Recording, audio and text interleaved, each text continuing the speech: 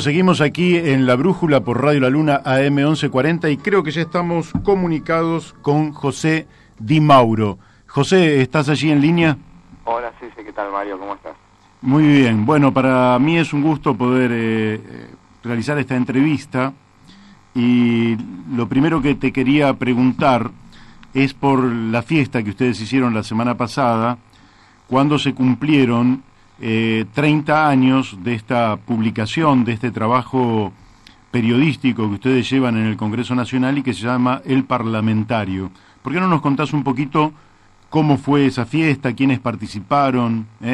Bueno, sí, justamente, gracias por preguntarme por ese tema que es tan caro para nosotros, porque 30 años para cualquier medio de difusión es realmente no es algo para nada común. Nosotros arrancamos allá por 1989, primero como diario, después al año ya nos transformamos en revista semanal y creo que de alguna manera hemos marcado un camino en esto que es la información legislativa y ya pasados 30 años lo festejamos en el Salón de los Pasos Perdidos del Congreso de la Nación, donde hicimos una fiesta, una celebración con la que contamos, donde participaron diputados, senadores, funcionarios, vinieron periodistas, mucha gente, muchos dirigentes y que realmente nos acompañaron en este momento tan importante para nosotros, en un momento muy complicado de la campaña, claro, porque claramente eso lo tenemos clarísimo, que realmente es un momento donde los legisladores, donde todos están jugándose mucho porque están en cierre de listas ya concreto y son los que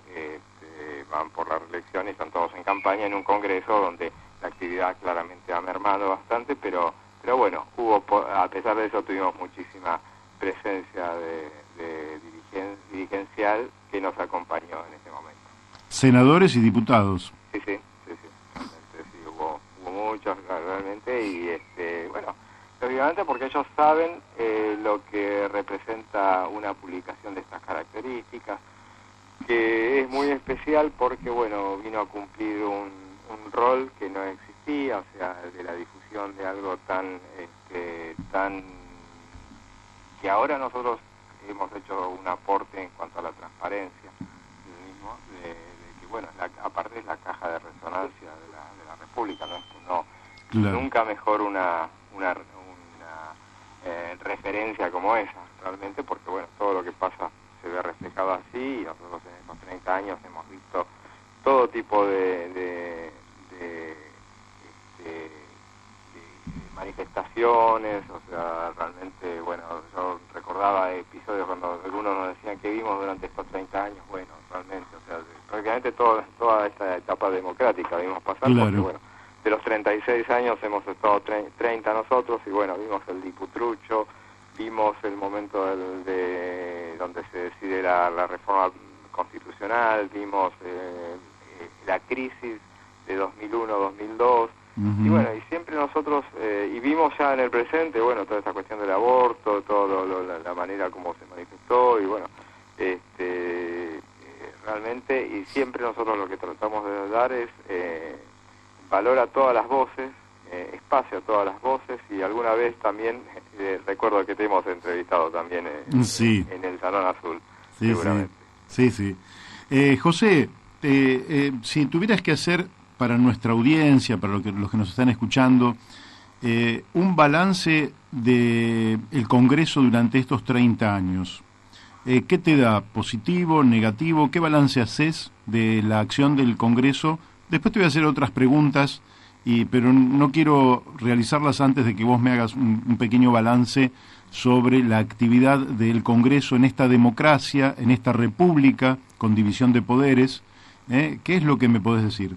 Claro, sí, la verdad que, realmente nosotros la hemos visto evolucionar. Claramente el balance siempre es positivo, nosotros somos muy institucionalistas y creo que ha ido mejorando, se ha ido perfeccionando. Nosotros estuvimos, muchos años de lamentablemente de dictaduras y muchos años de interrupciones sistemáticas del sistema constitucional y a partir de 1983, bueno, una democracia que muchos definen como imperfecta, sí puede ser realmente, pero con muchas demandas insatisfechas, pero yo creo que el Congreso, en un momento dado, yo hacía esa referencia y recién comentaba lo de la crisis de 2001-2002, en ese momento realmente el Congreso estuvo a la altura.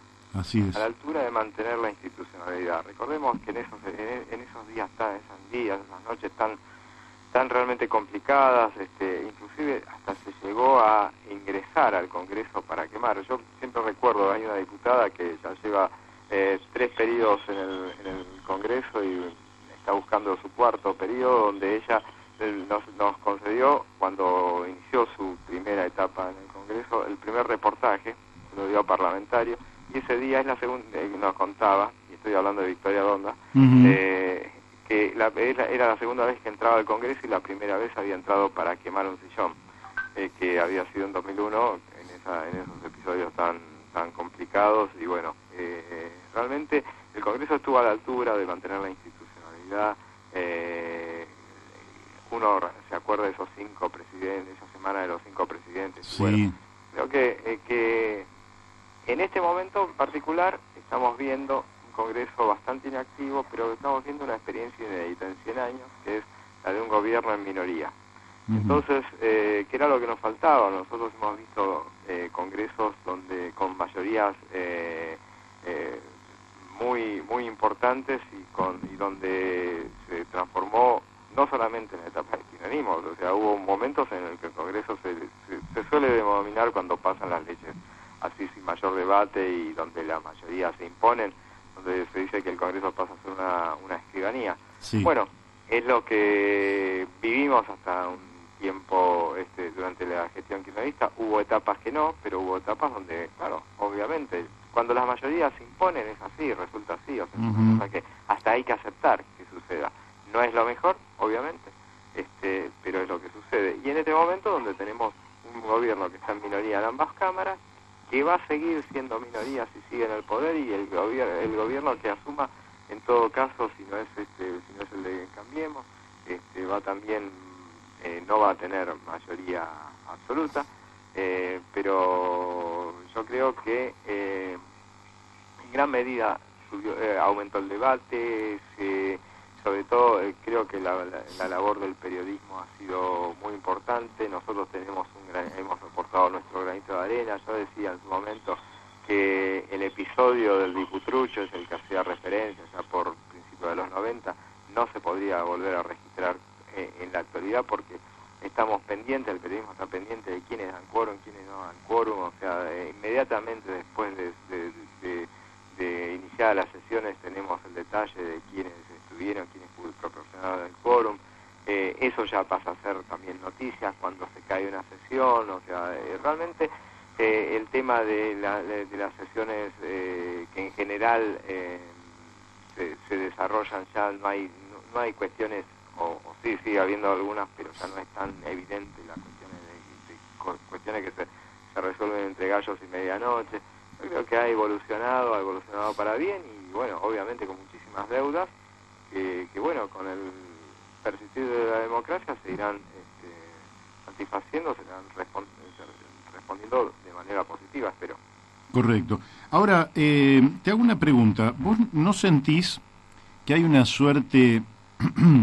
Después te voy a preguntar por el tema de fondo, pero ¿no sentís que hay una suerte de intento de desprestigiar al Congreso planteando, por ejemplo, su poca productividad, planteando que en relación al costo que le representa al país, lo que produce es poco, como si un país que produjera infinita cantidad de leyes fuera un país con seguridad jurídica? Se tienen que promulgar las leyes que el país necesita y no más que ellas. Pero ¿no sentís que hay una suerte de campaña de gente que dice, por ejemplo, Roberto Kachanowski dice que Pino Solanas tiene una pyme? Ayer o antes de ayer lo escuchaba a Diego Schurman decir que Carrió había gastado 345.000 pesos en pasajes de avión. ¿No sentís que hay como un intento de desprestigiar a la institución? Totalmente, sí. Pero eso fue siempre, realmente, y es algo que se da, ellos dicen, en todo el mundo, donde el Congreso suele ser un ámbito al que se critica en general, muchas veces por interés propio, y muchas veces, y la mayoría de veces por desinformación.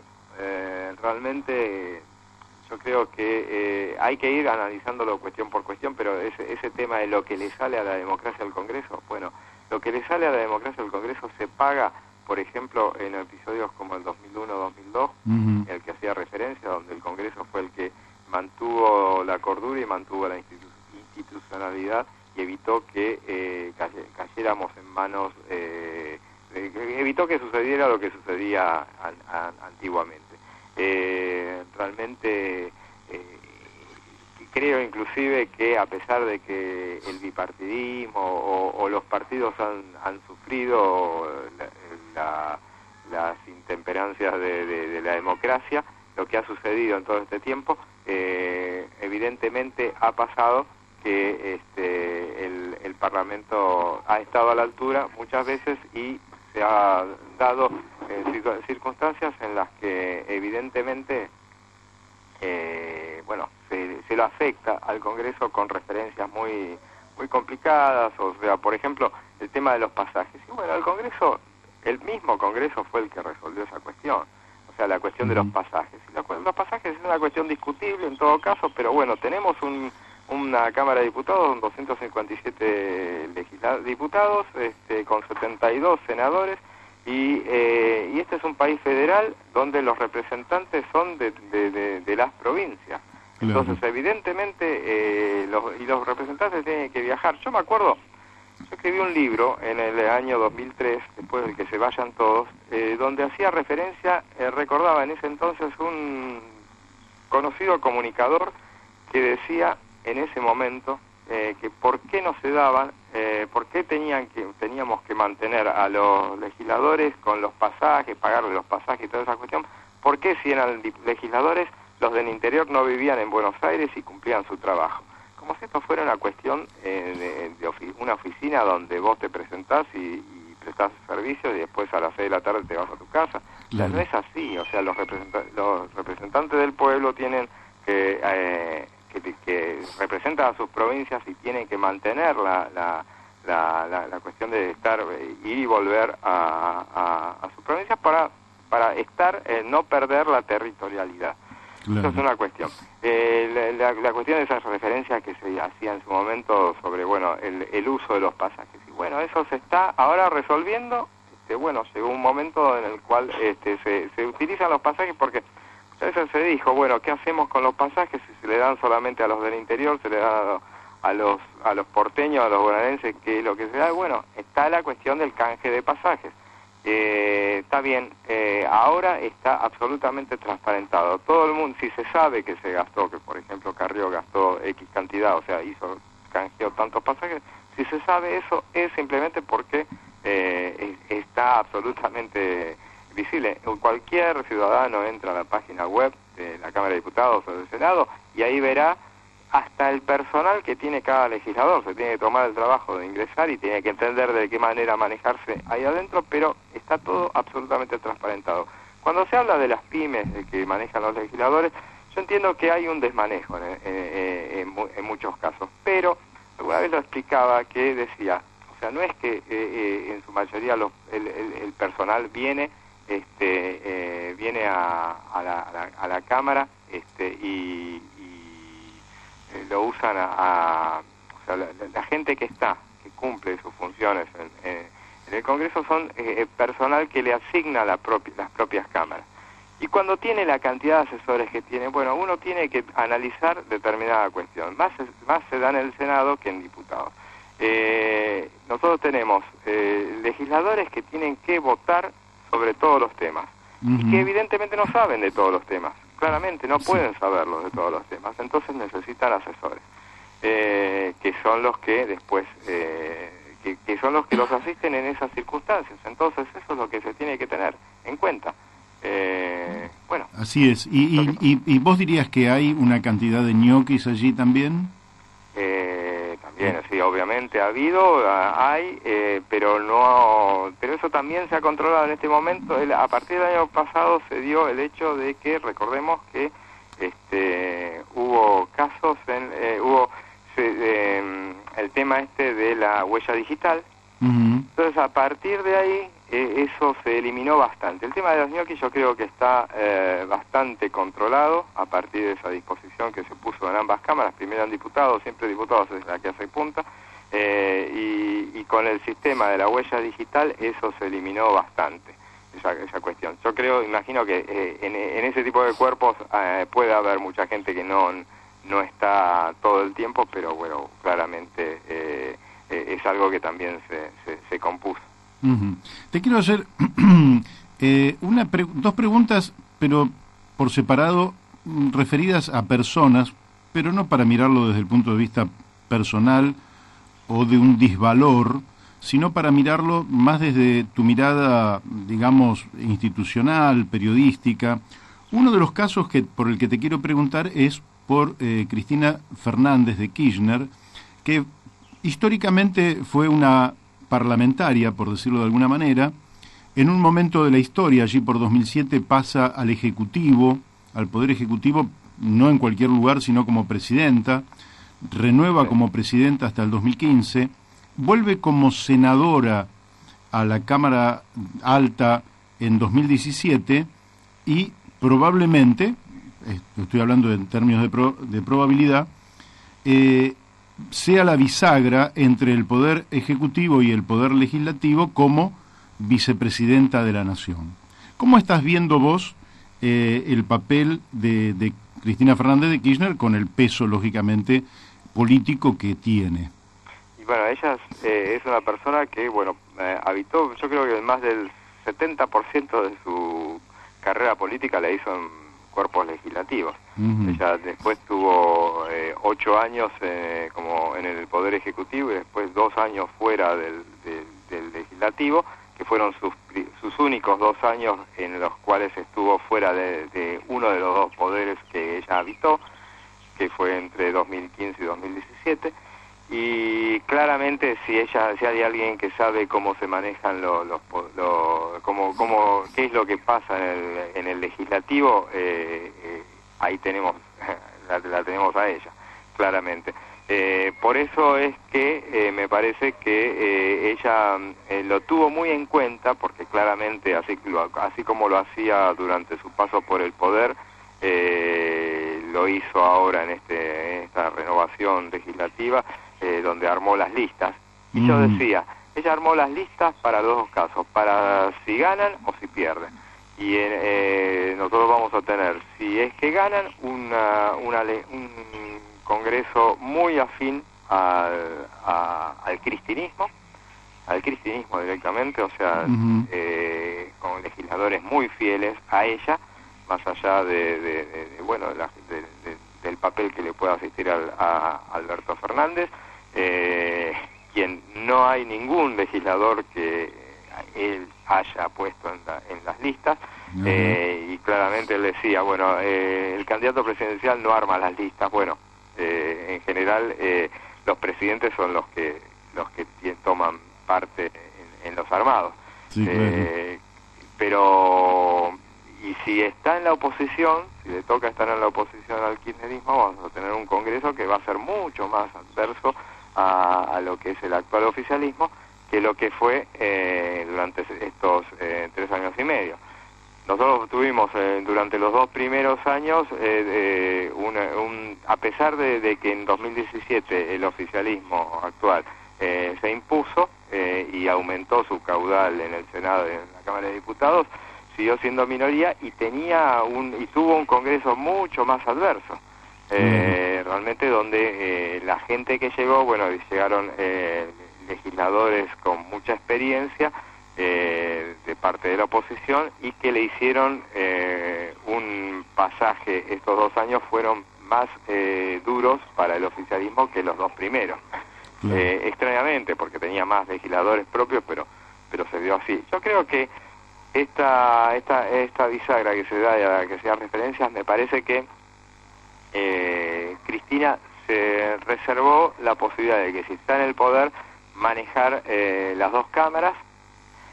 Por eso yo pongo en duda, eventualmente, la posibilidad. Me sonaría muy extraño que Sergio Massa fuera presidente de la Cámara de Diputados, o sea, donde una Cristina, donde sabe lo que es manejar lo que representa manejar las cámaras, y me parecería que darle un espacio tan amplio a alguien que para ella no resulta confiable, lo tendría que ver antes de que eso sucediera, y eventualmente, si sucediera, de todas maneras se lo rodearía bastante como para evitar darle un margen de autonomía que pudiera llegar a complicarla, porque bueno, ella, como nadie, reitero, sabe lo que, o como pocos, sabe la importancia de que tiene el poder legislativo y manejarlo. Y el poder legislativo desde el poder o desde fuera de él. Claro.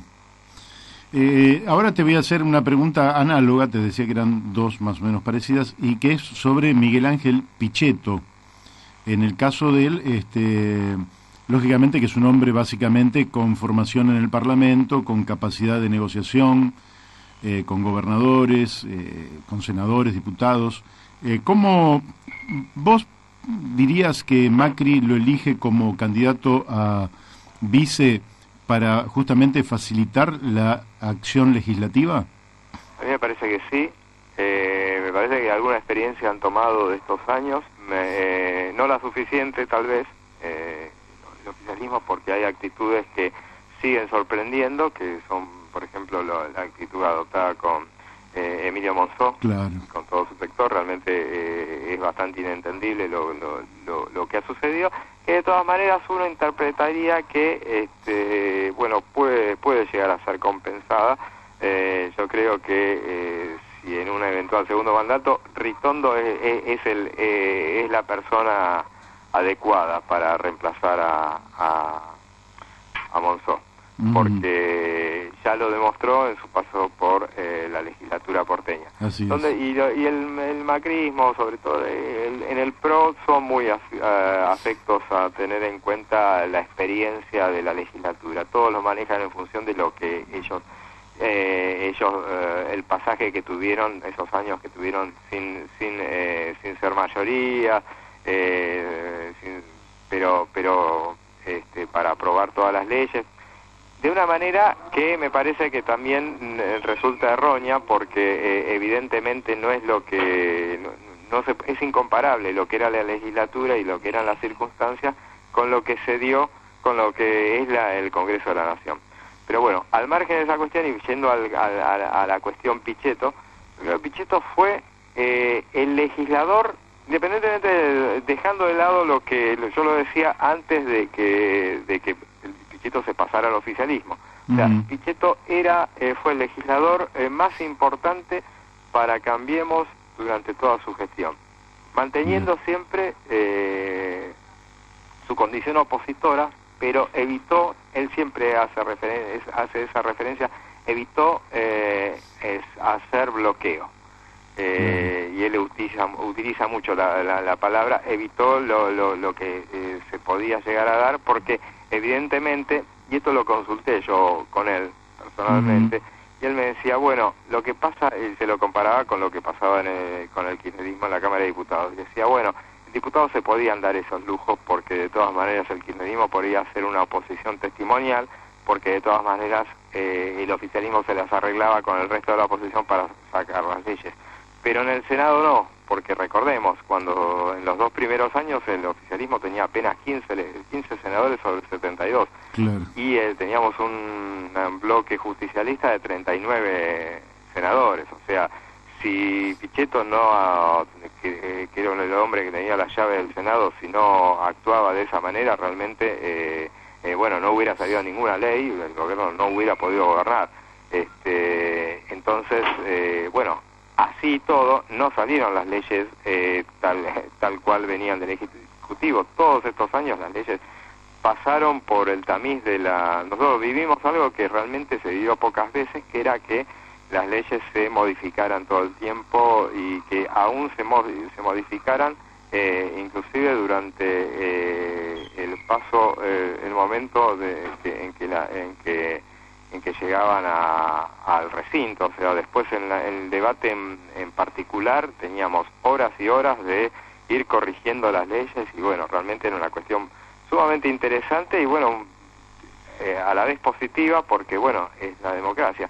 A mí me parece que Pichetto, y lo decía, lo iba a extrañar el oficialismo si seguía siendo tal, porque no iba a tener un Pichetto del otro lado. Así todo, si lo llega a tener en el Senado, le va a faltar alguien de esas características con el cual que pueda ser el interlocutor y bueno, llegada a esta situación me parece que es el tipo adecuado como porque sabe cuál es el juego y sabe que desde la presidencia de la Cámara puede llegar a establecer los elementos suficientes como para sacar adelante las leyes. Bien, que hace a la gobernabilidad. Claro. Yo, agradeciéndote desde ya la amabilidad que has tenido de disponer este tiempo para nuestro programa La Brújula, te quiero hacer una última, un comentario querría que vos me hicieras sobre una idea que me pertenece, por tanto,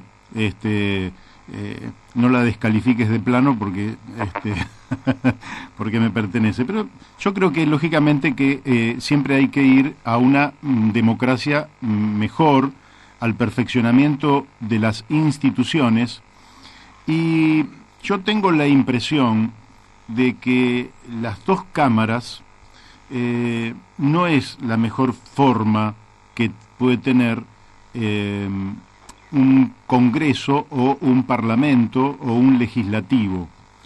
Soy, como toda la tradición socialista, desde principios del siglo XX, pasando por Carlos Sánchez Viamonte, más partidario de una unicameral, que sería una gran Cámara de Diputados. Y en algún momento, observando la repetición de argumentos en las dos cámaras, cosa que es lógica, se me ocurrió que el Senado de la Nación tendría que, más que insistir, esto requeriría una reforma constitucional, yo simplemente te digo la idea, tendría que estar pensando más estratégicamente, es decir, que en lugar de duplicar las tareas de la Cámara de Diputados, que en cierta medida lo hace, trabajar mucho más sobre planificación estratégica, sobre ideas de mediano y largo plazo que ayuden a la Argentina a salir del cortoplacismo,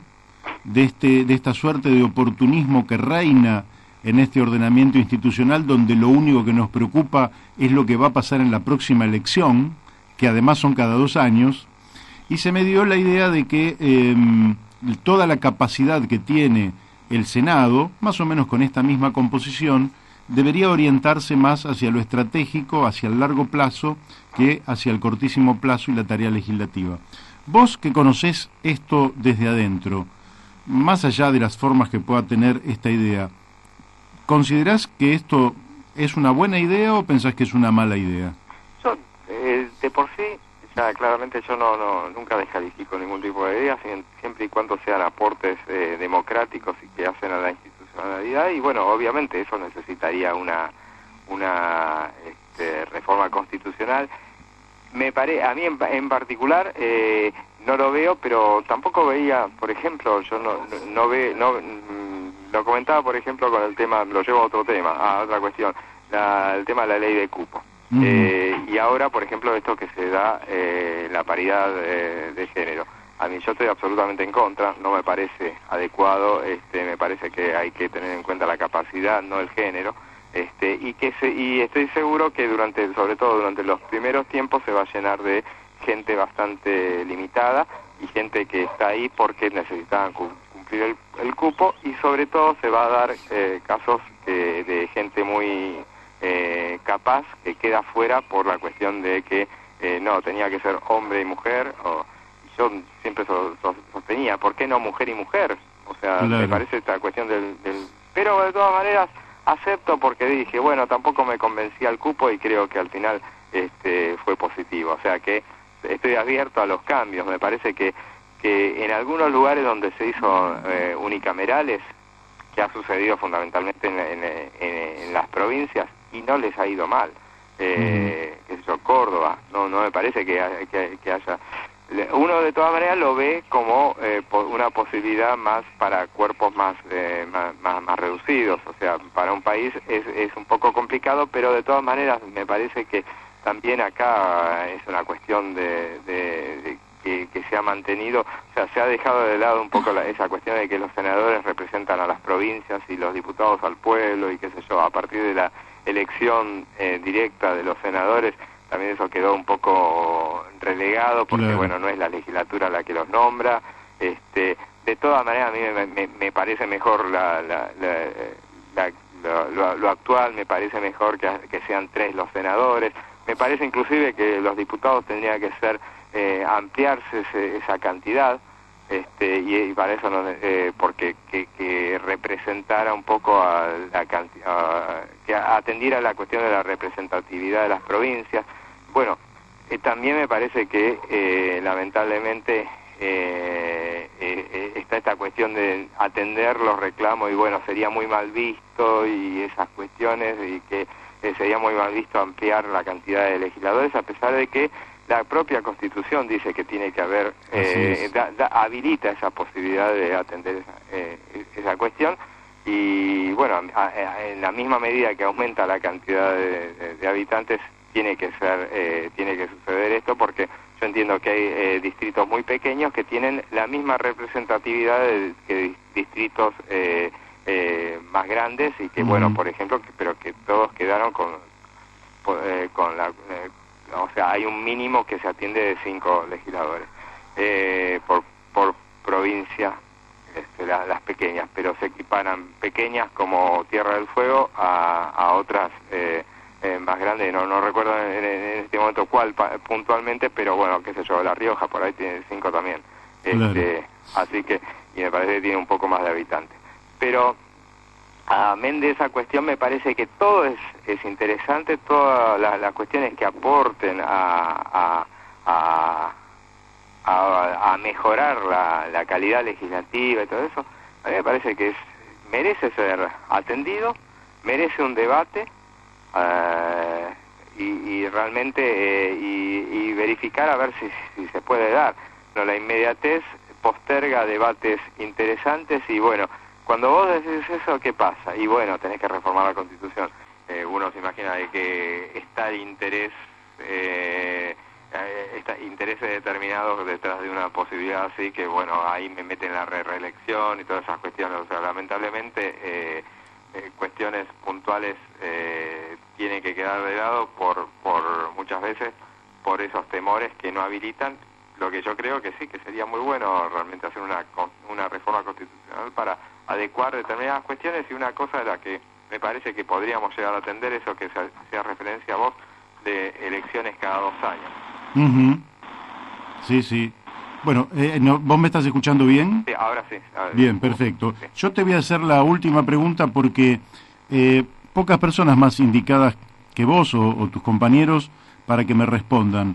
Hoy se está cumpliendo 30 años del adelantamiento de la entrega del Ejecutivo por parte del doctor Raúl Alfonsín al presidente electo, aquel 14 de mayo de 1989, Carlos Saúl Menem. Hoy se cumplen 30 años. La pregunta va en esta dirección. Una de las, digamos, de las acciones de campaña de Raúl Alfonsín fue haber recitado el preámbulo de la Constitución Nacional, que emocionó al pueblo argentino. Y dentro del preámbulo, la Unión Nacional es un mandato. Ahora, resulta que somos difíciles de unir los argentinos. Personalmente creo que el único ámbito en el cual se realiza esta unión nacional es en el ámbito del Congreso. ¿Vos sentís que la convivencia entre las distintas fuerzas, entre las distintas personas, hombres y mujeres, provenientes de corrientes ideológicas distintas, de regiones distintas, logran amalgamar esta unión nacional? El Congreso en general es un ámbito. Ayer una diputada, la diputada Oliveto, lo definía como un ámbito áspero. Y sí, es así. Tiene momentos muy complicados. A partir de 2017, lo que mencionábamos, sí, realmente se hicieron, realmente se complicó la relación oficialismo-oposición. Pero me parece de todas maneras, además de esas cuestiones puntuales, en líneas generales yo creo que es un ámbito de respeto en el cual, más allá de esas cuestiones y de la beligerancia que pueda llegarse a dar, yo creo que se ha podido alcanzar.